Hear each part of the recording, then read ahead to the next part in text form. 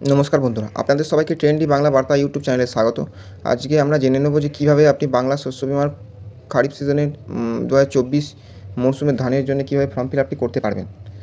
এই দেখুন, এই যে ফর্মটি দেখতে পাচ্ছেন, এটি আপনার nearest ADA office, agriculture office থেকে কালেক্ট করতে হবে। কালেক্ট করার পর এই ফর্মটি ফিল আপ করে আপনাকে কী কী ডকুমেন্টস লাগবে সব এখানে লেখা আছে, সেই ডকুমেন্টস দিয়ে জমা দিতে হবে। চলুন দেখে নিই যে কীভাবে ফর্মটি ফিল আপ করা যায়। প্রথমেই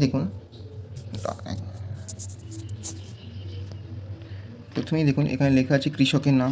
আমরা কৃষকের নাম লিখে নেব।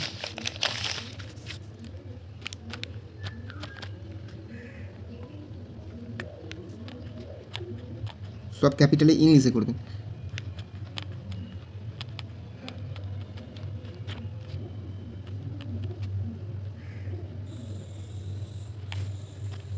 তারপর বলছি বাবার নাম, মাতার নাম এবং স্বামীর নাম, যে কোনো একটা। আমি তো বাবার নাম লিখছি এখানে।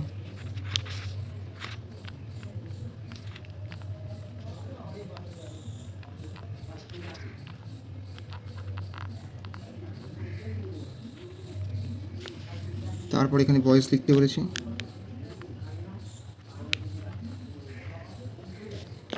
তারপর বলছি পুরুষ না স্ত্রী। তারপর ভোটার নাম্বার বলেছি।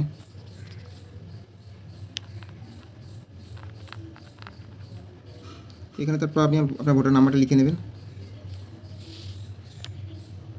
জাতি বলেছি সাধারণ। এখানে মোবাইল নাম্বার বলেছি, মোবাইল নাম্বারটি লিখবেন। তারপর আধার নাম্বার, এগুলো কিন্তু ম্যান্ডেটরি। ভোটার আধার আবশ্যিক লেখা আছে, দেখতে পাচ্ছেন আধার নাম্বার। এখানে আধার নাম্বারটি লিখবেন। বসবাসের ঠিকানা যেহেতু করেছে, তা আপনি আপনার মৌজা যেখানে বাস করেন তার মৌজার নাম্বার দিতে পারেন, গ্রামের নাম। আমি সাজেস্ট করবো আপনি গ্রামের নামটা দেবেন এখানে।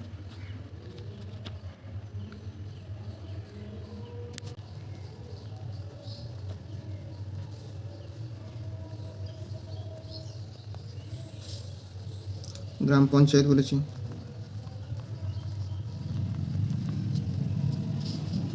ব্লক বলেছি এখানে নিচে। তারপর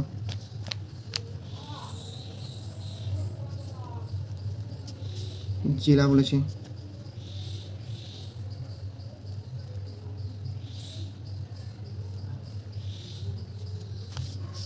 কেসিসি আছে কিনা, কেসিসি বলতে যে কেসিসি বই হয়, এগুলো যদি থাকে তাহলে ইয়েস করবেন, না করবেন। নেই কেসিসি। কৃষক বন্ধু আইডি, কৃষক বন্ধু আইডি কীভাবে বার করবেন, যদি আপনার থেকে থাকে কৃষক বন্ধু আইডি লিখে নেবেন। আর যদি আপনি জানেন না যে আপনার কৃষক বন্ধু আছে কিনা, বাংলা শস্য বিমার পোর্টাল থেকে আপনি কৃষক আইডি পেয়ে যাবেন। আমি কৃষক বন্ধু আইডি নাম্বারটি জানি, লিখে দিই।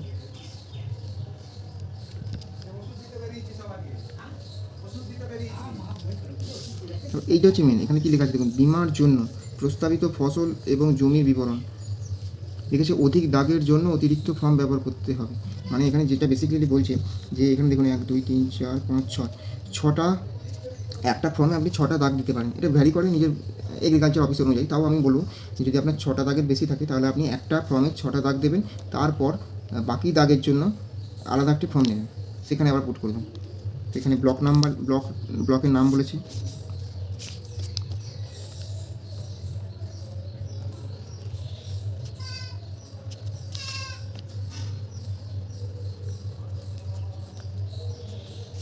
গ্রাম পঞ্চায়েতের নাম বলেছি।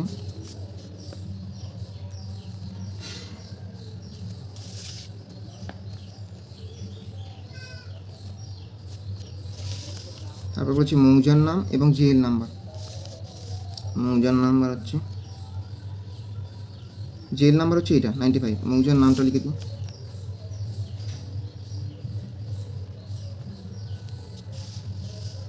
তারপর বলছি খতিয়ান নাম।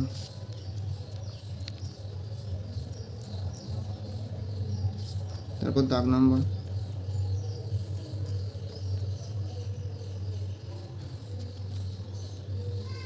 এরকম করে আপনি নিজের নিজের দাগ নাম্বারগুলো লিখবেন। এবং পাশে বলেছে বিমার জন্য প্রস্তাবিত এলাকা একর, মানে এই যে আপনার 18,605 এই খতিয়ানের মধ্যে 1120 যে দাগ নাম্বারটা আছে তার পরিমাণ কত লিখতে হবে এখানে একরে। আপনি এটা পর্চাতেই দেখতে পেয়ে যাবেন। আমি এটা একরে লিখে দিলাম। এরকম করে প্রত্যেকটি আপনি একরে লিখে দেবেন।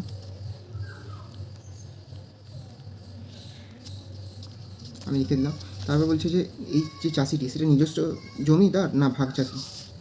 আমি এটা নিজস্ব চাষি, নিজস্ব জমি ওনার।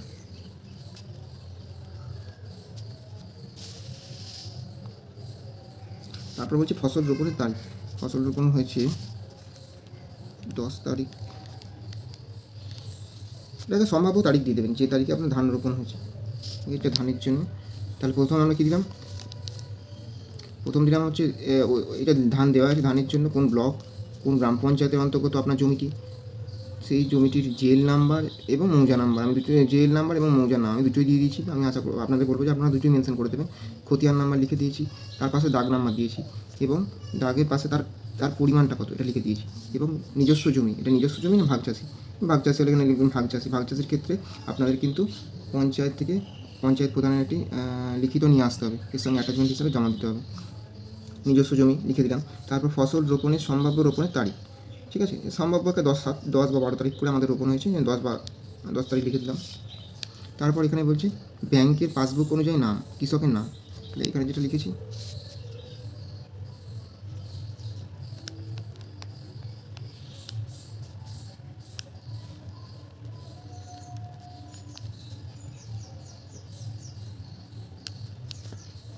ব্যাংকের নাম, কোন ব্যাংকে অ্যাকাউন্ট সেই ব্যাংকের নাম, ব্রাঞ্চের নাম,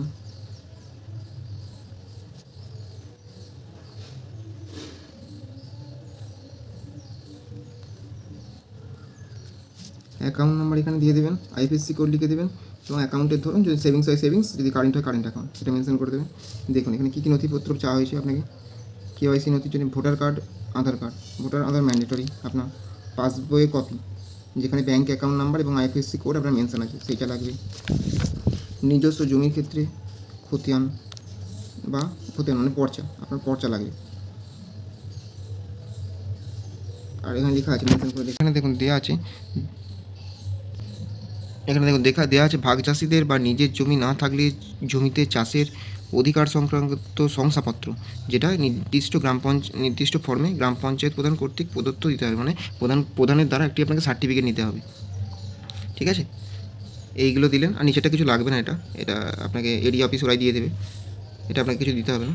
আর এগুলো দেখে দেখুন ঘোষণাকে কী বলেছেন, এগুলো পড়বেন, পড়ে এই যে কৃষকের সই এবং টিপ সই, এখানে যেটি বলেছে এখানে ইনি সই করবেন।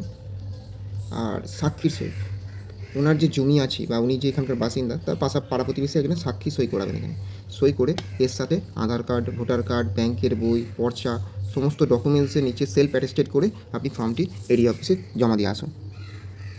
ধন্যবাদ।